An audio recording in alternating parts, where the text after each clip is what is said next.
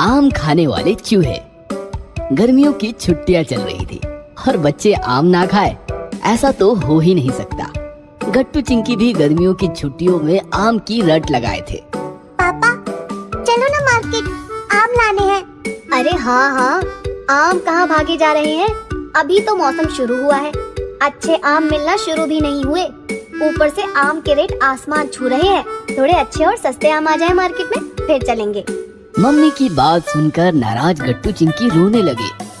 एक दिन गट्टू चिंकी हरी के घर खेल रहे थे, तभी हरी की मम्मी ट्रे में कुछ बाउल्स लेकर आई। आंटी आप क्या लाई हो? तुम्हारे लिए आम रस लाई हूँ। आम का नाम सुनते ही गट्टू चिंकी के मुंह में पानी आ गया। दोनों ने आम रस उठाया और देखते ही देखते सारा आम रस सुर करके पी गए। अरे आराम से, लगता है तुम लोगों ने अभी तक आम नहीं खाए। हाँ आंटी, मम्मी पापा तो आम लाने का नाम ही नहीं ले रहे हैं। अरे हम भी कहाँ मार्केट से लाए हैं, हरी के दादा दादी जी ने भेजे हैं गांव से। देसी आम है, मार्केट में तो बढ़ा चढ़ाकर आम बेचे जा रहे हैं। ऊपर से कौन कौन सा पाउडर डालकर पकाते हैं, हमें क्या पता। इसलिए हम हर साल गांव से ही आम मंगाते हैं। आंटी हमारे मामा जी के यहाँ भी आमों का बड़ा सा बागीचा है। हम गर्मियों की छुट्टियों में ननिहाल जाकर खूब आम चूसते हैं। पता नहीं इस साल जाने का मौका मिलेगा भी या नहीं। इधर डोरबेल बजी तो मम्मी ने दरवाजा खोला। बाहर एक आदमी काफी सारी पेटियों के साथ खड़ा था। मैडम, मैं आम की डिलीवरी देने आया हूँ। ये सुनकर मम्मी पापा दोनों चौंक गए। अरे हमने तो आम नहीं मंगवाए थे। मैडम, मैं जन्नत फ्रूट मार्केट से आया हूँ। हमने आपके मायके जाकर आपके भैया से आम खरीदे थे।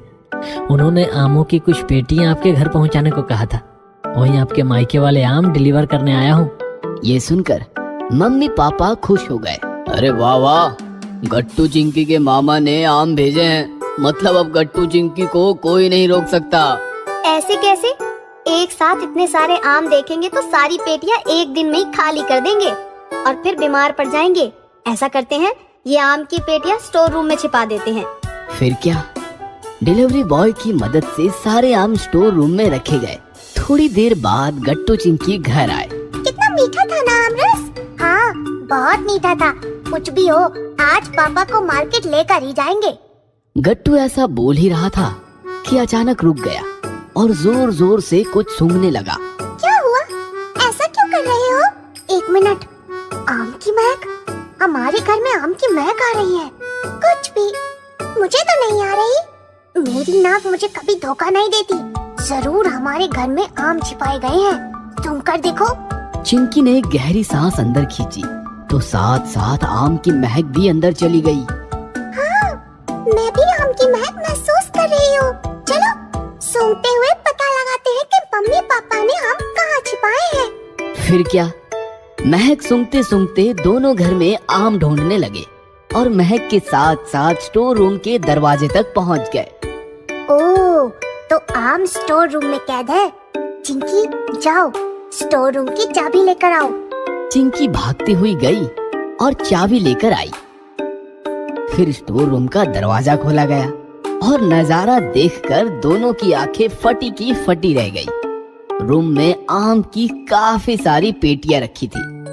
आमों की महक से पता चलता है कि आम मामा जी के खेत से आए हैं। हम सारे आम चट न कर जाए, इसलिए मम्मी ने आम यहाँ छिपाए हैं। शेर के मुंह को आम रस लग चुका है चिंकी, अब उसे कोई नहीं रोक सकता। फिर क्या, गट्टू चिंकी ने आम की एक एक पेटी खोली और देखते देखते खाली कर दी। शाम के समय मम्मी ने स्टोर रूम का दरवाजा खोला। अब बच्चों को 2 आम काट कर खिलाती हूँ।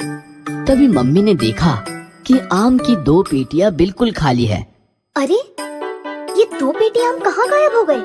मम्मी भागती हुई हॉल में आई। गट्टू चिंकी, सच सच बोलो, तुमने आम चुरा कर खाए ना? अरे क्या हुआ? 2 पेटी आम गायब है। क्या मम्मी आप, हमें थोड़ी पता है कि आम स्टोर रूम में है, और है भी तो चूहे खा गए होंगे, हमने थोड़ी खाए हैं। तभी मम्मी का ध्यान गट्टू चिंकी के कपड़ों पर पड़ा। दोनों के कपड़ों पर आम रस के दाग धब्बे थे।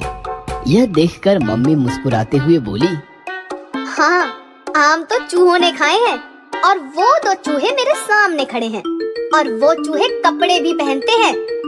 ये सुनकर घट्टू चिंकी ने एक दूसरे की तरफ देखा और फिर अपने अपने कपड़े नोटिस किए और आम रस के दाग देखकर दोनों शर्मिंदा होकर बोले, शिट, ये दाग मिटाना तो हम भूल ही गए। डोंट वरी चूहों, दाग अच्छे हैं। मम्मी की यह बात सुनकर पापा के साथ साथ गट्टू चिंकी भी हंसने लगे।